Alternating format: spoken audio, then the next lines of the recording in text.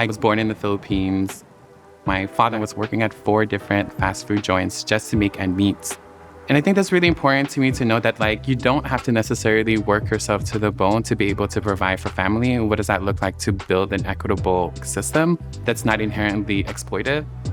Oakland Bloom incubates Understory as a cooperative food business model. It means all aspects of running a restaurant is collectively held. Being a community space is sort of at the center of all the decisions we make. Having free access to commercial kitchens for folks, having sliding scale items on the menu, a commitment to not turn anyone away for lack of funds, asking ourselves what is our relationship to our surrounding communities. Oakland just has history of being a radical place and making sure people and community are the priority here. So when I think of Understory, I think of that.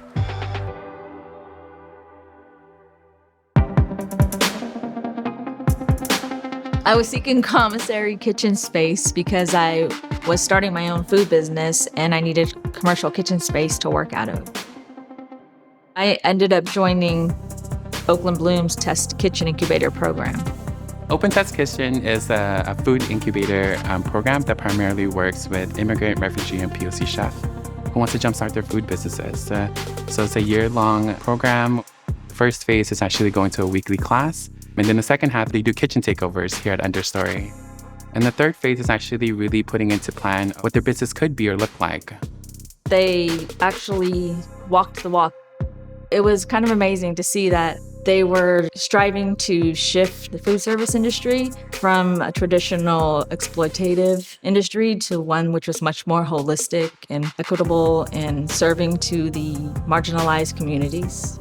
It's empowering folks who typically have been excluded to really have opportunities to showcase their food and share their food in ways that are authentic to them. We all know food is really hard. It's a huge financial risk, and from our perspective, it's really how are we holding some of that risk for them so they are able to focus on their food and really focus on their stories and their expression through food.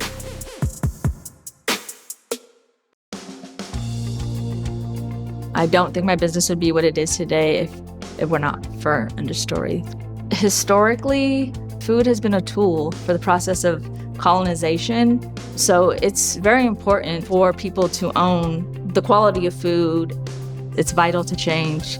We are in an industry where people work their asses off, all for just one person to gain profit and to gain recognition. And my hope is that that changes.